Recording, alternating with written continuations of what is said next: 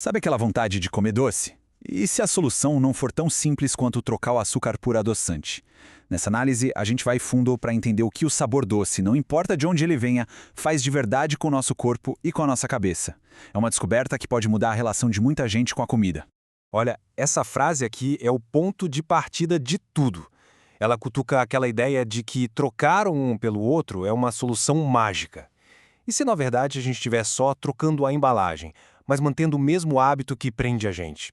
É isso que vamos investigar. Para a gente começar a entender o problema, primeiro a gente precisa saber reconhecer o inimigo. E olha, ele usa muitos, mas muitos disfarces. A indústria de alimentos é super criativa para listar o açúcar nos ingredientes e muitas vezes a gente acaba caindo na conversa. Dá uma olhada nessa lista. Sacarose, glicose, frutose, esses a gente até já conhece.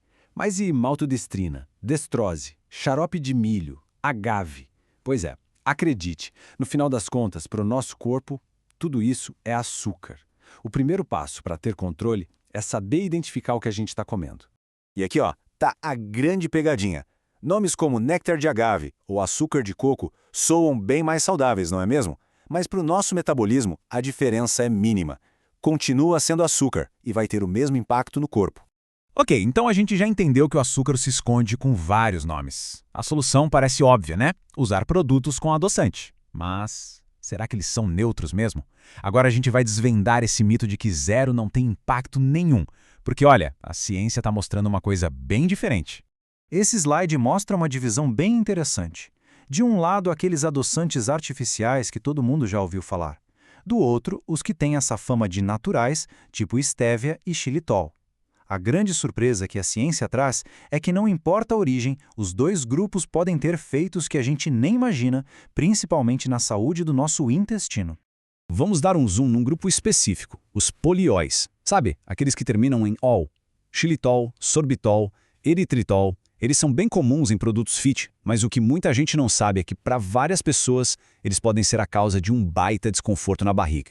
E o resultado dessa interação no corpo está aqui: estufamento, gases, diarreia. Isso acontece porque esses adoçantes acabam alimentando certas bactérias do nosso intestino, o que causa fermentação. É a prova de que eles não passam batido pelo corpo. Lembre-se, 0 calorias não quer dizer zero impacto biológico. E essa conversa sobre o intestino nos leva para um ponto ainda mais profundo. A discussão não é só sobre a química dos ingredientes, mas sobre a psicologia do nosso comportamento. Tanto o açúcar quanto os adoçantes podem manter a gente preso num ciclo vicioso. Essa imagem da metamorfose é perfeita para a gente pensar nisso. Quando a gente troca açúcar por adoçante, será que estamos realmente nos transformando, mudando o hábito pela raiz? Ou será que a gente só está trocando a aparência, a fantasia, como dizia a frase lá do começo, enquanto o comportamento de buscar o doce intenso continua igualzinho? E esse aqui é o ciclo em ação. Tudo começa com estresse, que pede um alívio, uma recompensa. Aí vem a busca pelo doce. A gente escolhe um produto zero, achando que está fazendo um bom negócio. Só que aí que mora o perigo. O sabor super doce mantém o nosso paladar acostumado com aquele pico de doçura e ele passa a pedir cada vez mais. E pronto, o ciclo se fecha, mais forte do que antes. Se tem uma mensagem para a gente guardar até agora, é esta aqui. Um rótulo zero açúcar não é um passaporte para a saúde. É preciso olhar o contexto todo, os outros ingredientes, o quanto aquele alimento é processado e, o mais importante de tudo, o nosso próprio comportamento. Então, qual é a saída? Se a simples troca não é a resposta, para onde a gente vai? A solução está num conceito muito poderoso: a reeducação do paladar. É aqui que a transformação de verdade acontece. Vamos ser bem diretos. A meta final não pode ser só essa troca. Focar nisso é como tratar o sintoma e não a causa do problema. E aqui está a verdadeira virada de chave. O objetivo real é treinar o nosso paladar para que ele precise de menos. É redescobrir o prazer no doce sutil de uma fruta, em vez de depender daquele estímulo super intenso e artificial. Isso sim é liberdade de verdade. E isso não é achismo, viu? A ciência mais recente confirma tudo isso. Os estudos mostram que os adoçantes não são todos iguais, que alguns realmente afetam nossa microbiota e até o jeito que o corpo lida com açúcar de verdade.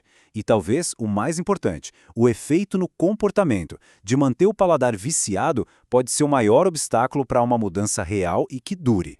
E assim a gente termina com uma reflexão. Não se trata de criar vilões, mas de entender o cenário completo. A mudança de verdade não está na prateleira do mercado, mas na nossa relação com o sabor. Fica a pergunta: qual seria o primeiro passo para a gente reeducar o paladar e finalmente quebrar esse ciclo? A resposta pode ser o começo de uma jornada muito mais saudável e consciente.